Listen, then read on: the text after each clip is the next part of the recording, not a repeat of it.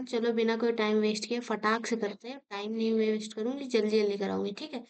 देखो, ये previous year question है, ये करके जाना है। और प्रीवियस ईयर देखो, असर्शन रीजन हमेशा थोड़ा टफ आता है और कंफ्यूजिंग होता है, और सबसे ज्यादा ए और बी वाले ऑप्शन में हम लोग कंफ्यूज होते हैं।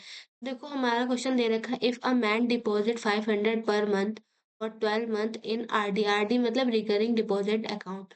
ये तो इंटरेस्ट दे रखा है इतना है, और फॉर्मूला हमें इंटरेस्ट का दे रखा है। तो अगर हमेशा याद रखो, कैलकुलेशन वाले आएंगे ना, तो सबसे पहले हमको कैलकुलेशन करके देखना है कि असर्शन भी सही है या नहीं। हाँ, तो हमने कैलकुलेशन किया तो हमारा जो इंटरेस्ट है वो 325 ही आ रहा है, तो मतलब असर्शन तो हमारा सही है। और इंटरेस्ट का फॉर्मूला भी दिया है, तो ये रीजन जो है वो एक्सप्लेन भी कर रहा है असर्शन को, है ना। क्योंकि असर्शन कैसे निकला, इंटरेस्ट के फॉर्मूले से, और रीजन क्या दे रखा है, इंटरेस्ट का फॉर्मूला। और अगर इंटरेस्ट का फॉर्मूला ना हो तो इंटरेस्ट निकलेगा ही नहीं ना, तो इसलिए हमारा करेक्ट ऑप्शन ए वाला होगा। असर्शन भी सही है, रीजन भी ट्रू है, और करेक्ट एक्सप्लेनेशन भी है।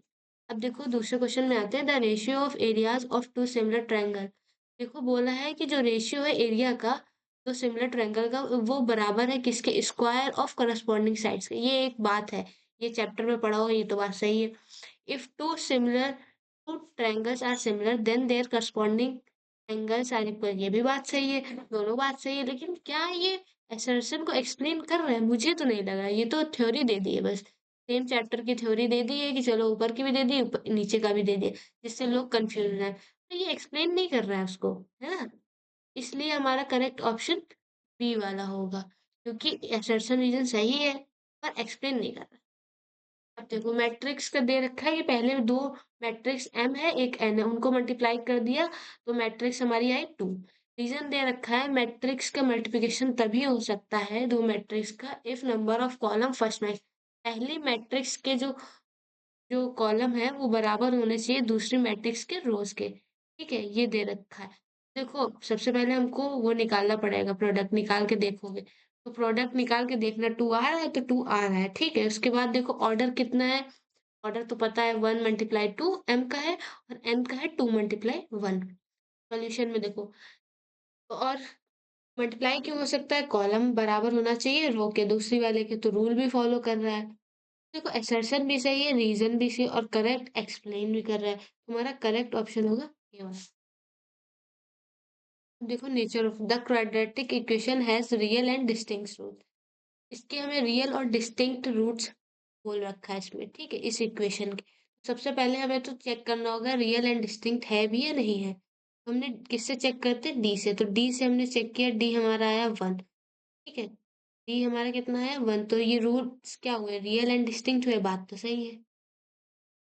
देखो, for any quadratic equation roots are real and distinct if the discriminant is greater than 0। तो ये भी बात सही है, डिस्क्रिमिनेंट अगर हमारा ग्रेटर देन 0 होता है तभी तो रियल एंड डिस्टिंक्ट होता है ना। तो असर्शन भी सही है और एक्सप्लेन भी कर रहा है, तो करेक्ट ऑप्शन होगा हमारा ए वाला। अब देखो, इसमें दिया है, the probability of drawing red card from a deck of 52 card which are all black is 0। हमको पहले तो ये दे रखा है। देखो, सॉल्यूशन में देखो, logic, if all 52 cards are black there are 0 red cards. तो अगर सारे काले हो जाएंगे तो रेड कितने होंगे, 0 होंगे, ठीक है। और क्वेश्चन में क्या बोल रखा है, the probability of drawing red card from a deck of 52 card which are all black is 0, ठीक है। तो अब देखो, ध्यान से सुनो, टी रेड दे रखा है हमारा equal to number of red, total कितना होगा, 0/52। कि हमें रेड दे रखा है ना, कि रेड कितने हैं, 0 है, और सारे कितने हैं, ब्लैक है। तो drawing a red card here is an impossible. क्यों, क्योंकि क्वेश्चन में ही बोल रखा है उसने कि 52 कार्ड्स हमारे ब्लैक हैं और रेड कार्ड हमारा 0 है। तो हमारा क्या होगा, प्रोबेबिलिटी 0 हो गई हमारी, क्योंकि 0 है तो probability of an impossible event, जो चीज इम्पॉसिबल है उसका प्रोबेबिलिटी क्या होता है, 0 होता है, ये हम लोग को पता होना चाहिए। एक्सप्लेन भी कर रहा है, तो करेक्ट ऑप्शन हमारा ए वाला होगा।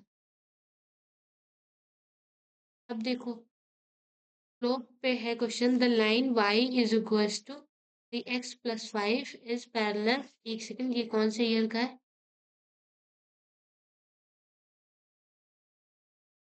अब देखो, हमको एक लाइन दे रखी, पैरेलल दे रखा है, इसके पैरेलल है, ठीक है?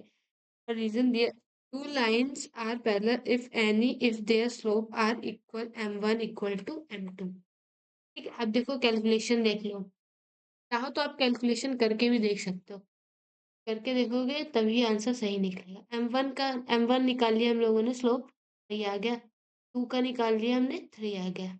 लाइन 2 का भी निकाल लिया तो 3 आ गया। तो m1 इक्वल टू m2 है, तो लाइन्स हमारी पैरेलल हो गई और रीजन भी हमारा सही दे रखा है, असर्शन भी सही। ये देखो थ्योरी तो पता होनी चाहिए इतनी कि स्लोप इक्वल होगा तभी वो लाइन्स पैरेलल होंगी। तो करेक्ट ऑप्शन होगा हमारा ए वाला। एग्जाम की स्ट्रेटर्जी देख लो, हर क्वेश्चन में आपको क्या लगाना है, बिकॉज लगाना है, क्योंकि ऐसा होगा या नहीं होगा, होगा या नहीं होगा, ये चीज जरूर। सेशन में अगर कैलकुलेशन भेजते हैं तो सबसे पहले कैलकुलेशन चेक करना है, उसके बाद ही और कोई काम करना है। और अगर आपका कोई कॉन्सेप्ट क्लियर है तो आपको पहले ऑप्शंस नहीं देखना है, आपको दोनों को खुद से चेक करना है, उसके बाद ही आगे बढ़ना है। अगर आपको क्लियर नहीं है तो आप ऑप्शंस देख लेना। ऐसे ही और शॉर्ट वीडियोस के लिए मुझे सब्सक्राइब और लाइक करें।